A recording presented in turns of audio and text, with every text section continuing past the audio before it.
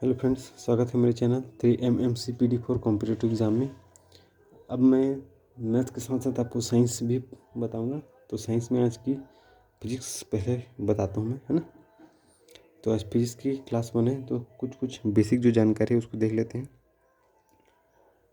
है ना। फिजिक्स विज्ञान की वह शाखा है जो द्रव्य तथा ऊर्जा और उसकी जो परस्पर क्रियाओं का अध्ययन होता है ना। द्रव्य यानी क्या होता है? द्रव्य यानी क्या?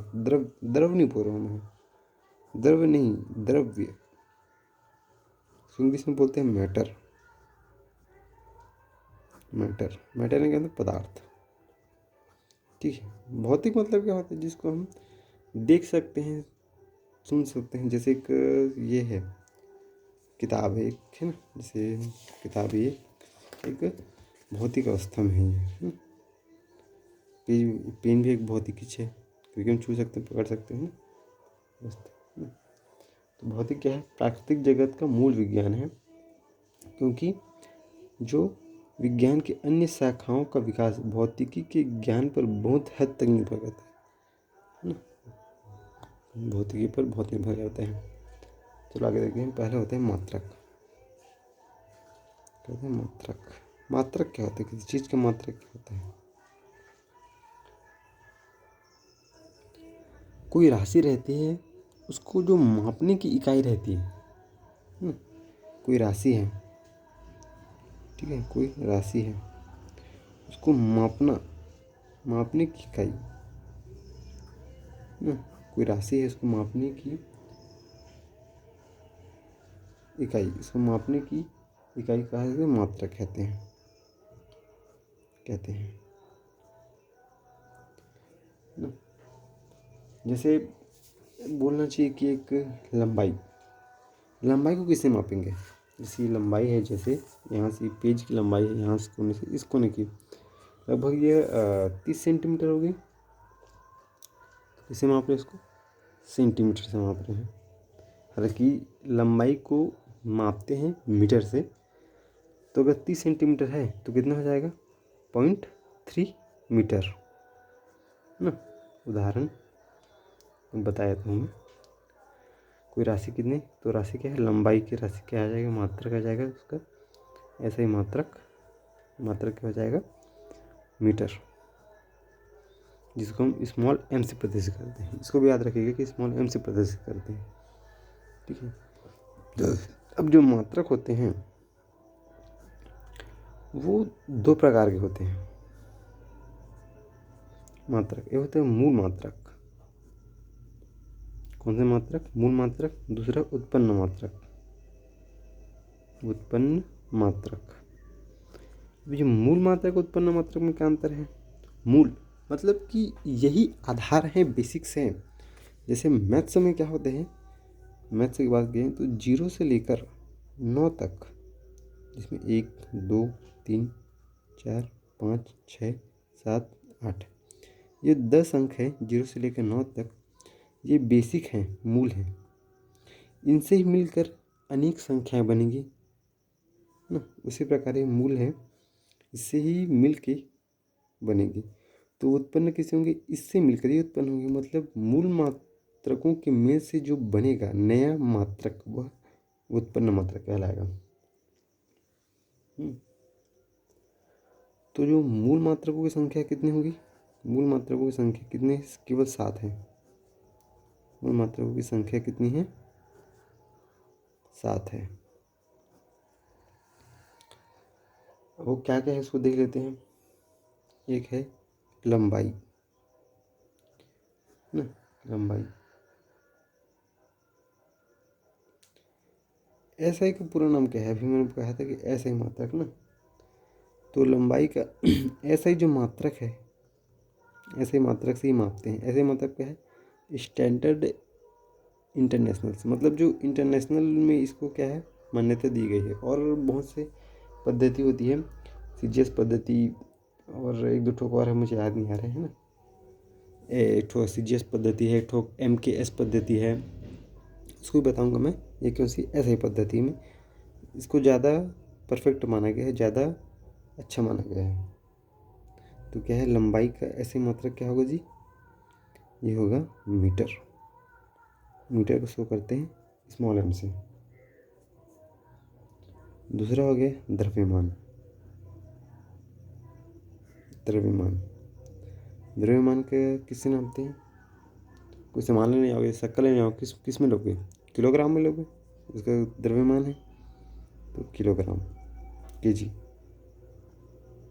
किलोग्राम। तीसरा ले लेते हैं समय। समय किससे नापेंगे? समय घड़ी में 3 ठो समय होता है। 1 घंटा का समय होता है, 1 मिनट का होता है, 1 सेकंड का होता है। किससे मापेंगे? सोचिए। समय को मापेंगे सेकंड से। सेकंड।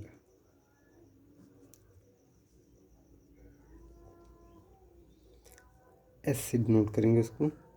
चौथा, ताप को किससे मापेंगे? ताप को मापेंगे केल्विन से। केल्विन से, है ना, मतलब के, कैपिटल के, ये स्मॉल एस है, कैपिटल के जी स्मॉल एम, है ना। उसके बाद है विद्युत धारा। विद्युत धारा किसे मापेंगे? विद्युत धारा को मानते हैं एम्पियर। एम्पियर से, है ना, इसे मापेंगे एम्पियर से। छठवा सातवां, ज्योति तीव्रता। ज्योति की तीव्रता किससे मापेंगे? मापेंगे कैंडिला से। कैंडिला से। सी डी से डिनोट करेंगे इसको। फिर है नेक्स्ट, क्या है, कितने हो गए? 1 2 3 6 हो गए। 6 के बाद है पदार्थ का परिमाण। पदार्थ का परिमाण। पदार्थ का परिमाण को किसे मापेंगे? मोल से। किसे मापेंगे? मोल से। मोल किससे डिनोट करते हैं? MOL। एम। मोल को किसे बोलते हैं? एवोगैड्रो की संख्या बोलते हैं ना, जिसको एवोगैड्रो जी ने दिया था। ज्योति तीव्रता क्या है? कैंडिला है। विद्युत धारा एम्पियर। ताप का केल्विन। सेकंड का एस। ये मूल हैं 7 ठो। इनसे ही मिलकर बाकी सब जो क्या है बनेंगे।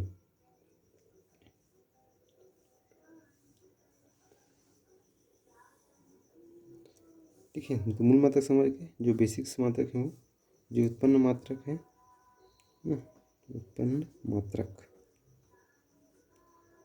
जो मूल मात्रक को सहायता से बनाए जाते हैं उत्पन्न मात्रक कहते हैं।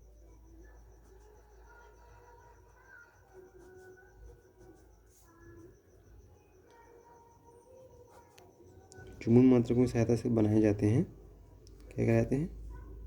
उत्पन्न मात्रक कहलाते हैं। मूल मात्रकों की सहायता से जो बनाए जाते हैं उत्पन्न मात्रक कहलाते हैं। कहलाते हैं, ठीक है। अब 10, अब ये बताइए कि दूरी मापने की इकाई क्या है? दूरी मापने की इकाई, लंबाई नहीं जी, दूरी। दूरी दोनों अलग अलग हैं। लंबाई और दूरी अलग अलग है।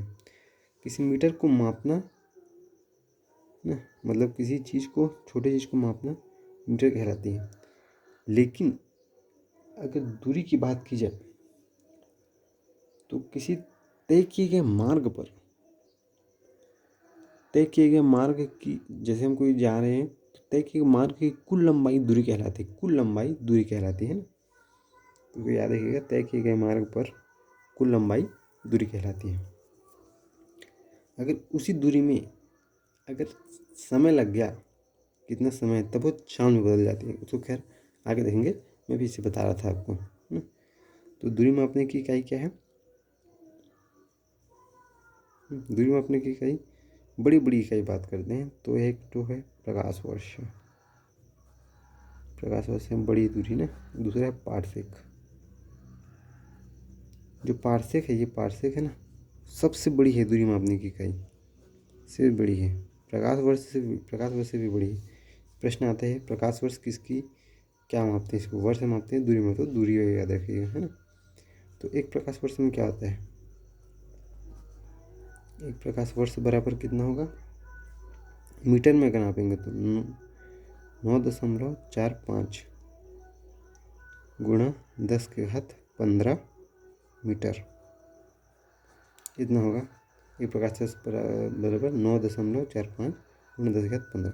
इसको मैं कैसे याद करता हूँ, 9 बस याद रहता है, फिर 9 को 2 भाग में तोड़ देता हूँ, 4 5, 5 के 5, 1 और 1 0, हो जाएगा मीटर। मीटर में है ना, मीटर में इतना है। अब ये पार्सेक है, तो सबसे बड़ी दूरी मापने की इकाई, बड़ी दूरी मापने की इकाई,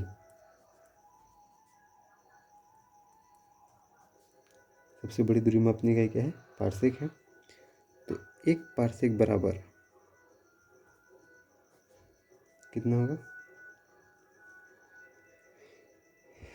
इसको मीटर में बताएंगे, कितना बताएंगे, 3.08 गुणा 10⁻16 मीटर।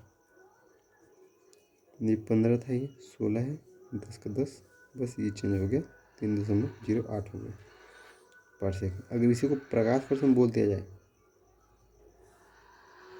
पार्सेक बराबर तो 3.26 प्रकाश वर्ष, बस इतना हो जाएगा। प्रकाश वर्ष से 3.26 क्या है, वो गुणा है, ठीक है। तो आज के लिए इतना पर्याप्त है दोस्तों, मिलेंगे नेक्स्ट वीडियो में, धन्यवाद।